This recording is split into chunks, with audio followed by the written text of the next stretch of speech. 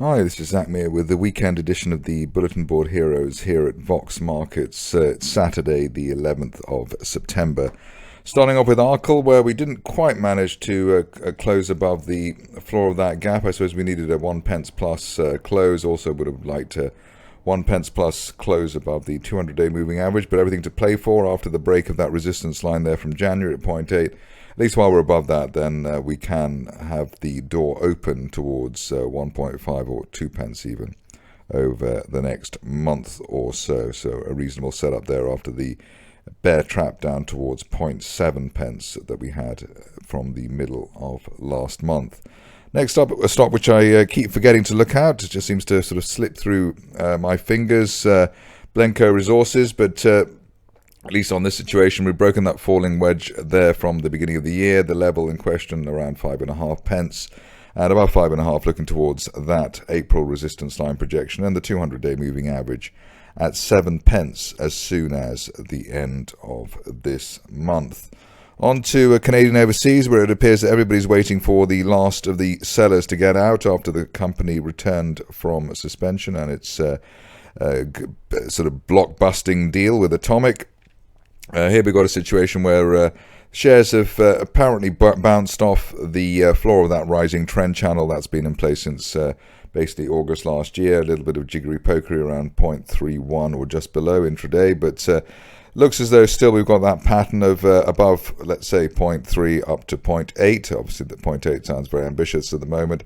All I'm doing there at the moment is just saying that above 0.3, looking for the 50-day line at 0.37. We really need to break that on an end of day or a weekly close basis to get the shares fully back in sort of a forward momentum situation. So I suppose it would be an echo of what we saw from December there with that sort of slow build from the floor of the channel, which eventually doubled or more than doubled the share price, and one's expecting the same kind of thing now. But if you're cautious here, you wait for an end of day close above the 50-day line or even the initial September resistance at 0.38.5 before pressing the buy button.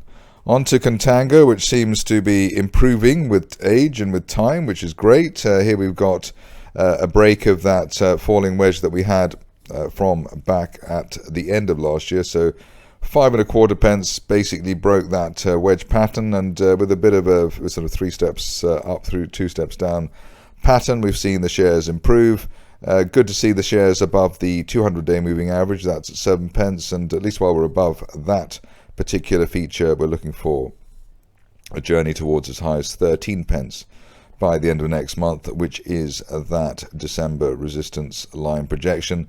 Looking particularly good for Contango at the moment because both the 50 and 200-day moving averages are rising, which implies the next time they cross, it'll be a golden cross, and typically the run-up to a golden cross, it's sort of 2-3 weeks before that, is the strongest part in the cycle. Let's see if Contango can live up to that kind of rule. On to Hurricane Energy, which I've been charting quite a lot, and I suppose the big disappointment here, though, was the peak or the bull trap there through 4 pence at the beginning of July, coming back to test old resistance as new support, which was good, around the 2 pence level. And the current view is that at least while we're above the intraday low of Thursday, around 2.25 pence, we're looking for not only a retest of the July peak, but perhaps up towards 5 pence by the end of next month. If we're really lucky, by the end of this month. We're going to for 5 pence by the end of July. On to Itaconix, which moved well at the end of the week. Has been previously a favoured stock here, but we had that because we had that great run from December to May. The current situation, though, is that it looks as though we bounced off this line of support from January. That's versus the 5.25 pence level, and while we're above, at least while we're above the initial or the August peak there at 6.75 pence, looking to fill that gap there up to towards the 10 pence area, the gap down from July, which was obviously rather painful. If you are cautious, maybe you wait for an end of day close above the 50-day moving average there, just below 8 pence. But I think the shares have done enough with a decent weekly close on the 200-day line. So looking for the 10 pence area, while above 6.75. Moving along to a stock which has been a rather slow mover over the recent past. It looks as though finally JKX Oil and Gas is on a sort of bullish setting, let's say. We've already nearly hit the top of that April trend channel up towards 37 pence. The bigger picture here, I think, probably is something like the line I'm going to draw, so something like that, up to 50 pence. And if we can close above the top of that channel there at 37 pence, then we're looking for 50 pence, perhaps as soon as the end of next month. This stage anybody back below, I suppose, 31, 32 pence, the July-August resistance, really delaying the upside scenario. But we've had good golden cross there between the 50 and 200-day lines, and it looks as though actually there will be further acceleration in the shares at long last. On to Napster, which I gingerly and delicately suggested might be a recovery situation a few days ago.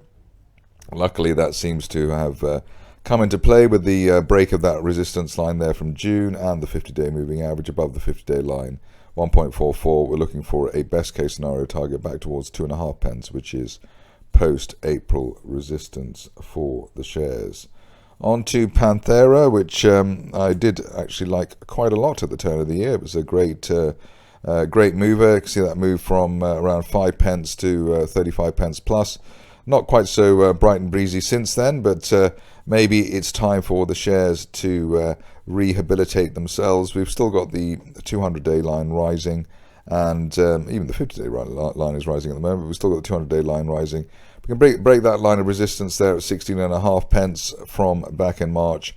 Looking for 25 pence at the February resistance area, for 26 pence even, on the basis that the shares have finally built a base above 10 pence. That support line there from April looking useful, but the main thing here is to break 16.5. And I think after the long consolidation that we've had, the shares could actually relive some of their former glories. Another stock in recovery mode, where I think it's a very solid fundamental situation as well, is Rainbow Rare Earths. Here we're breaking that consolidation that we've had, the double top at 20 pence. A great end of week close there around 12.5. Well, breaking that line of resistance from April, 12.5 pence. And what we've got in focus now is that old gap down from April around 18 to 19 pence. And that could be hit as soon as the end of next month. And we're really lucky the end of this month, but I'm going for the end of next month to fill that April gap up to 19 pence. Cinegen, the next contender, and actually after a long period of consolidation and very wide-ranging moves. I mean, the move down from 250 to 80 pence was obviously not very comfortable. It would not have been very nice. But we have broken this line of resistance there from February. That's at 165. And above that, best-case scenario target is up to the top of the rising trend channel from October, as high as £2.70, perhaps as soon as the end of next month. So it's obviously a punchy call, but on the basis that that May price action was a bear trap, and also that we've had an extended sideways consolidation, it looks as though the time has finally come for Synairgen to break to the upside, which actually in this case just means retesting last year's resistance at £2.50 plus. Stock which I missed the first time it had a little spike is Tasty, but can't escape this time. Here we've got a situation where looks like the shares have bounced off the floor of a rising trend channel. They've also broken a recent resistance line there. That's one from back in May. And above that at 5 pence, basically looking for a retest of the best levels at 8 pence by the end of this month. Otherwise, if you are a fan of this situation, probably looking towards as high as 10 pence at the top of a rising trend channel from back in June last year. So looking quite decent, even though obviously this is not the most liquid stock on the market. Last contender in this marathon session, which I apologize for, maybe too long for some people, but these exciting situations are always worth following, just in case you get a glimmer of wisdom from the charts. Here we've got the shares of Trellis Health breaking that line of resistance there from back in June. That was around the 66 pence area, and above 66 looking for £1, which is a June resistance line projection. Could see that as soon as the end of next month. Stop loss back below 60 pence at the moment. That's it from me today. More updates tomorrow.